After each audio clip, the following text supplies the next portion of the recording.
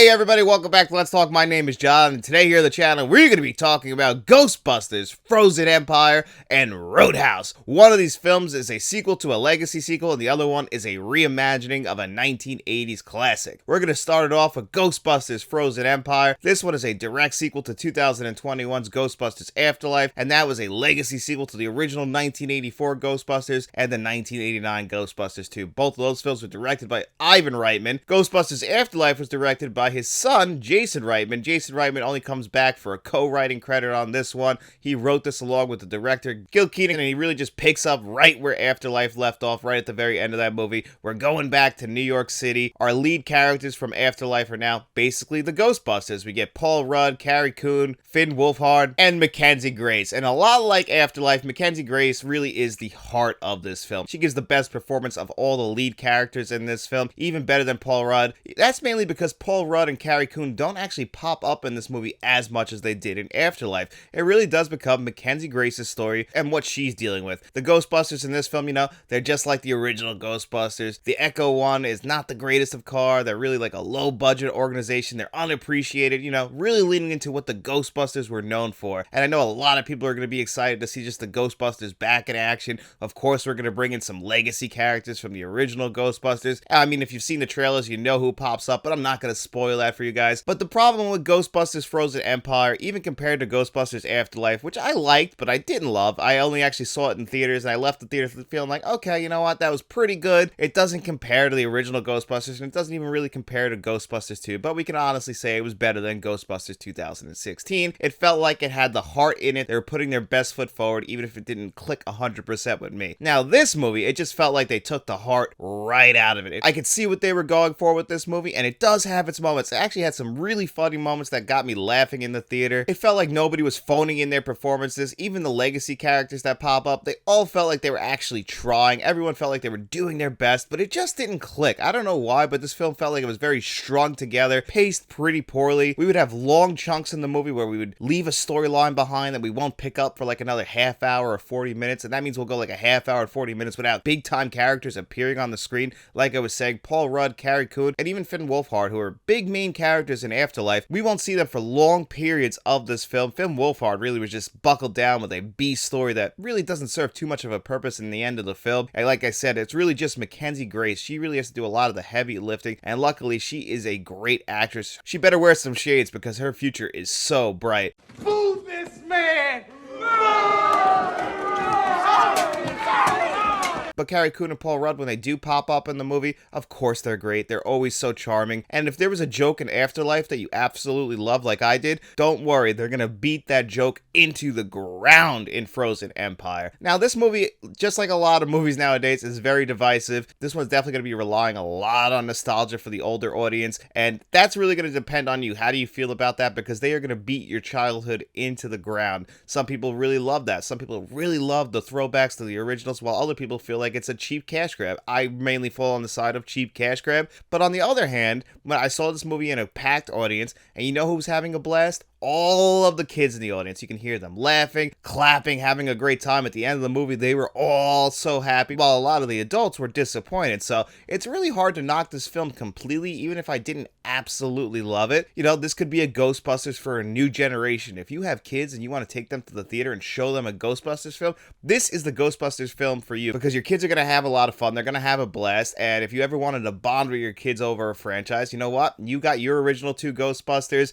and now they have their two Ghostbusters. So it's just like the Star Wars franchise, where some people love the original trilogy while other people love the prequel trilogy, and then even other people love the sequel trilogy. So there's always a way for new people to come to the franchise. So even if the adults don't love this movie and they feel like they're taking their childhood and just stomping it into the ground, at least you know that your kids are going to enjoy this film. And how would I rate Ghostbusters Frozen Empire? I would give Ghostbusters Frozen Empire, myself personally, a 6.5 out of 10. Just a passing grade. And what about Roadhouse, the reimagining of 1989's Roadhouse. Well, this film is directed by Doug Liman. It stars Jake Gyllenhaal. This is, like I said, a reimagining of 1989's Roadhouse. It's not a direct sequel. Nothing that happened in Roadhouse has any connection to what happens in this Roadhouse. Jake Gyllenhaal plays Elwood Dalton, a little bit different from John Dalton, even though in the original Roadhouse we never actually find out his name is John throughout the entire film. That was his name. Now we see Elwood Dalton, and unlike Dalton from the original Roadhouse, he is not a bouncer for life. That's not his career path. He was actually a UFC fighter, and things went horribly wrong. Now he's just really sleeping in his car, doing work whenever he can just to get some quick cash. He's just really a loner out there,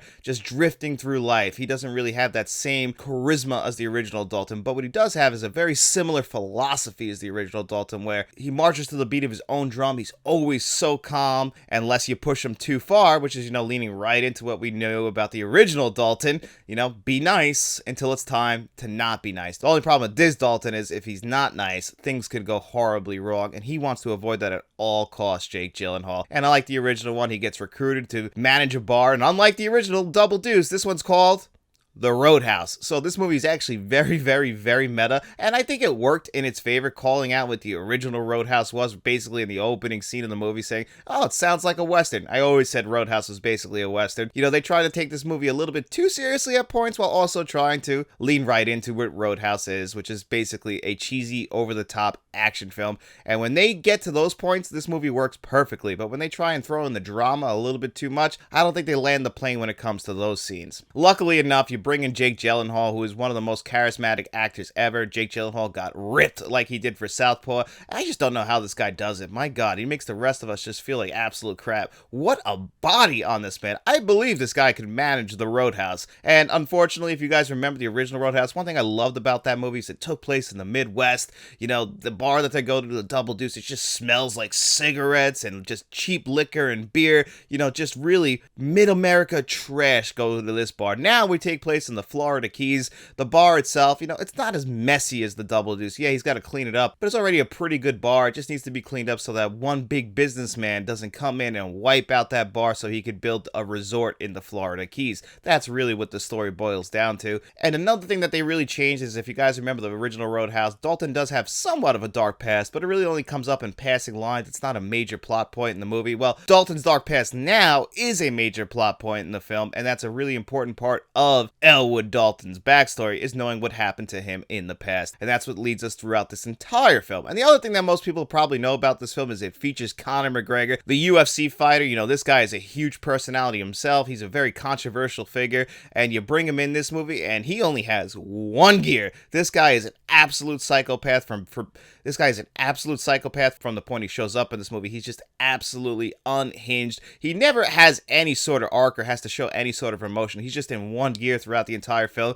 and it honestly kind of works for what a Roadhouse film is, and this meta Roadhouse film. I think if they just would have kept on the right path of, trying to have some fun, having some great fight sequences, because this movie does have some unique fight sequences. That's one thing about shooting this in 2024. We can move the camera around a lot, whether it's just moving around the actors as they're in these fight sequences. All that stuff works really, really well. But, one thing about this film is Doug Liman was upset that it wasn't going to theaters. And honestly, I think it would have got murdered in movie theaters. Amazon probably made the right choice sending this directly to Amazon Prime. You can watch this at home right now. And I think I would have enjoyed this movie much, much less if I had actually seen this in the theater, spent my hard-earned money on it, whereas watching it on Amazon Prime at home, after it was over, I was like, you know what? That was a pretty good time. I'm probably never going to revisit it, but I enjoyed it. It's nowhere near the original Roadhouse, but I didn't expect it to. But I didn't feel like I got my time wasted. I thought overall, you know what? This is a pretty decent film. If you're watching it at home, you got nothing to do on a Saturday night, you could throw it on, maybe have a couple drinks, and I think you'll have a pretty good time with Roadhouse. How would I rate Roadhouse on a score of 1 to 10? I would give this one a pretty damn solid 7 out of 10, slightly better than Ghostbusters Frozen Empire, and that's because both of these movies,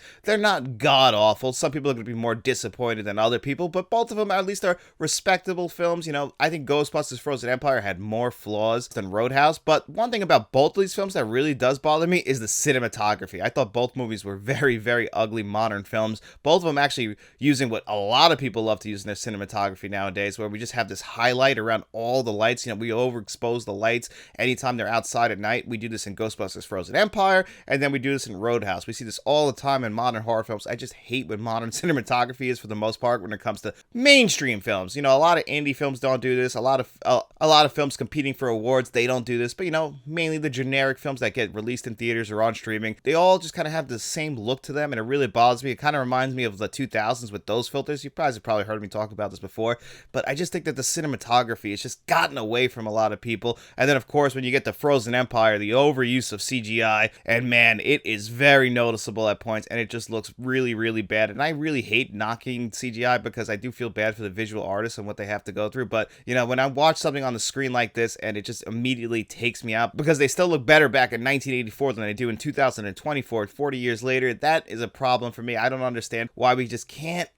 nail that down. It really does definitely bother me. So both of these films, cinematography, to me, they were both pretty ugly looking films. If I had to say one was better than the other, I would say still Frozen Empire was probably the better shot film than Roadhouse. Roadhouse just does kind of feel like if it went to Netflix, I would believe it. It feels like a movie that would go right to streaming, and I think that's probably the best home for it. But either way, what did you guys think of both of these films? Let me know in the comment section below. And while you guys are down there, don't forget to like this video, subscribe to the channel, share this video, turn notifications on. We also have channel memberships, so if you want to become a friend of the channel, even become a channel producer like John Doe Juggalo, Jason Martin, and Mr. Smelly Potato, or you can even become a channel director like Frank's Media and Reviews, who also has a great YouTube channel as well. And John Doe Juggalo also has a fantastic YouTube channel, so make sure you guys head over there, subscribe to both of them. They're both great guys. They're definitely worth your time. You guys will not regret that. But if you got no money to throw our way, don't worry about it. We just hope you enjoyed this video, and if you did, make sure you guys get out in those streets, tell your friends about us, and then we'll be seeing you around.